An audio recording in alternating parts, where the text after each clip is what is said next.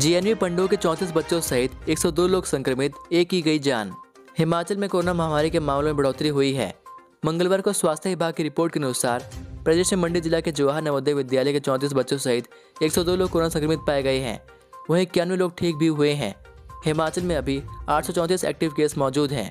सबसे अधिक मंडी जिले में 32 लोग कोरोना पॉजिटिव पाए गए हैं।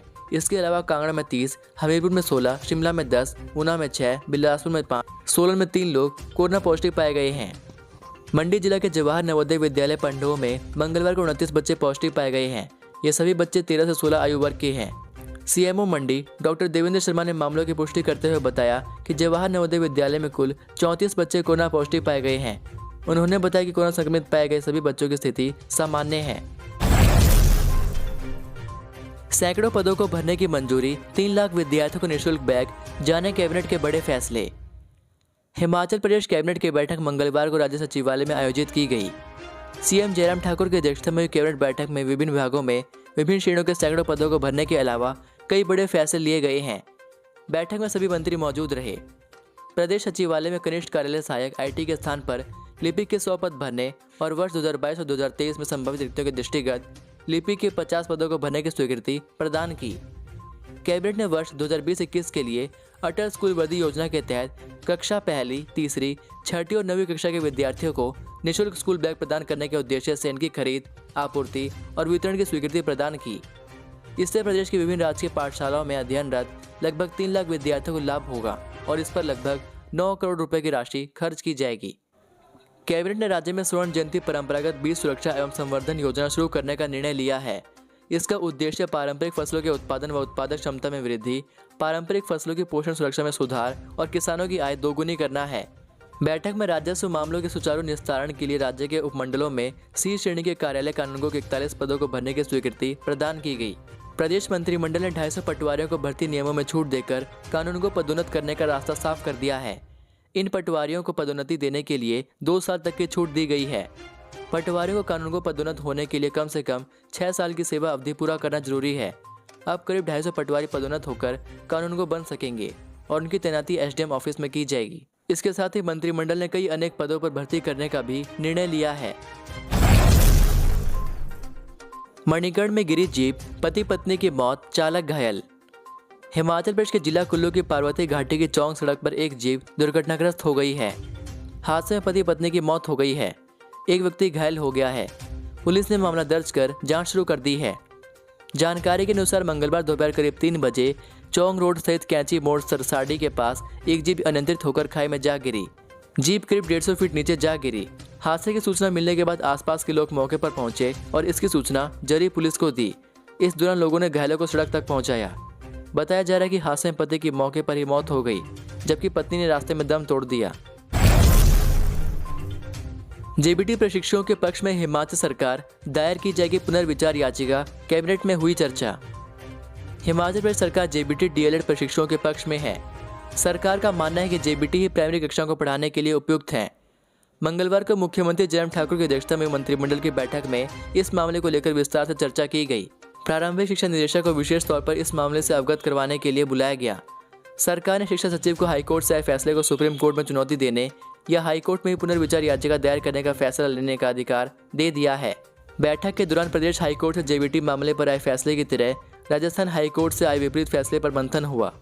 सरकार को बताया गया कि इसी तरह के मामले में राजस्थान हाईकोर्ट ने बीएड डिग्री धारकों को पहली से 5वीं कक्षा के विद्यार्थियों को पढ़ाने के लिए पात्र नहीं माना है, जबकि प्रदेश हाईकोर्ट ने जेबीटी भर्ती के लिए बीएड वालों को भी पात्र बना दिया है। हिमाचल में 4 दिनों तक बारिश बर्फबारी, 3 दिसंबर के लिए येलो अलर्ट। हिमाचल प्रदेश में 4 दिनों तक मौसम खराब रहने के आसार हैं। मौसम विज्ञान केंद्र शिमला ने प्रदेश में 4 दिनों तक बारिश बर्फबारी की संभावना जताई है। केंद्र के अनुसार प्रदेश के मध्य व उच्च पर्वतीय भागों में 1 से 4 दिसंबर तक बारिश बर्फबारी के आसार हैं। वहीं मैदानी भागों में 1 से 3 दिसंबर तक बारिश की संभावना है। इन भागों में 4 को मौसम साफ रहने का पूर्वानुमान है। विभाग ने 3 दिसंबर के लिए उच्च पर्वतीय भागों में भारी बारिश व अन्य भागों में तूफान चलने का येलो अलर्ट जारी किया है। बर्फबारी से किन्नौर, लाहौल स्पीति, शिमला, चंबा के उच्च पर्वतीय भागों में आवश्यक सेवाओं जैसे बिजली, संचार और सड़कें बाधित हो सकती है। इसको देखते हुए मौसम विभाग ने प्रशासन से पर्याप्त सुरक्षा उपाय करने को कहा है। हिमाचल में किसानों को राहत, धान की खरीद अब 15 दिसंबर तक। हिमाचल प्रदेश सरकार ने 2021 बैच के खरीफ मार्केटिंग सीजन में धान की खरीद अवधि को 15 दिसंबर तक बढ़ाकर किसानों को बड़ी राहत प्रदान की है। ग्रामीण विकास एवं कृषि मंत्री वीरेंद्र कंवर ने बताया कि राज्य सरकार इस वर्ष के लिए धान की खरीद के लक्ष्य को भी बढ़ाकर 56,000 मीट्रिक टन कर दिया है। राज्य सरकार 1,940 से 1,960 रुपये प्रति क्विंटल की दर से किसानों से खरीद कर रही है। कृषि मंत्री ने कहा कि प्रदेश के 62% लोग सीधे तौर पर कृषि पर निर्भर हैं तथा खरीद की अवधि बढ़ाने से किसानों को लाभ होगा। धान की खरीद FCI के माध्यम से की जा रही है। खरीद की अवधि को 30 नवंबर से बढ़ाकर 15 दिसंबर तक कर दिया गया है।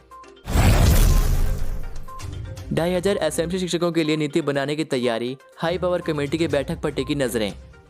हिमाचल प्रदेश के सरकारी स्कूलों में सेवाएं दे रहे करीब 2,500 SMC शिक्षकों के लिए नीति बनाने की तैयारी शुरू हो गई है। 2 दिसंबर को मुख्य सचिव की अध्यक्षता में होने वाली हाई पावर कमेटी की बैठक में इस बाबत फैसला होने के आसार हैं। पूर्व मुख्यमंत्री प्रोफेसर प्रेम कुमार धूमल की ओर से भी उच्च और प्रारंभिक शिक्षा निदेशकों को पत्र भेजकर इन शिक्षकों के लिए नीति बनाने का आग्रह किया है। प्रोफेसर धूमल ने लिखा है कि SMC शिक्षक बीते कई वर्षों से प्रदेश के दूरदराज के क्षेत्रों में सेवाएं दे रहे हैं। सरकार को इनके भविष्य को सुरक्षित करना चाहिए। अभिनेत्री कंगना रनौत को जान से मारने की धमकी, मनाली में FIR दर्ज। बॉलीवुड क्वीन कंगना रनौत को एक पंजाबी युवक ने सोशल मीडिया पर जान से मारने की धमकी दी है। इस पर कंगना ने हिमाचल प्रदेश के मनाली थाने में शिकायत पत्र सौंपा है। इस आधार पर पुलिस ने धमकी देने वाले युवक के खिलाफ FIR दर्ज कर जांच शुरू कर दी है। SP कुल्लू गुरुदेव शर्मा ने पुष्टि करते हुए कहा कि कंगना की सुरक्षा के लिए उनके मनाली स्थित घर के बाहर पुलिस ने सुरक्षा बढ़ा दी है।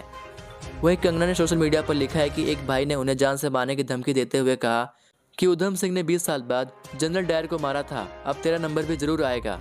कंगना ने कहा कि वे देश विरोधी ताकतों पर बोलती रहेंगी। सोशल मीडिया में लोग कंगना की इस पोस्ट पर मिलीजुली प्रतिक्रिया दे रहे हैं। स्पुतनिक की 1 डोज वाली बूस्टर लाइट वैक्सीन का ट्रायल बैच पास जल्द बाजार में आएगी।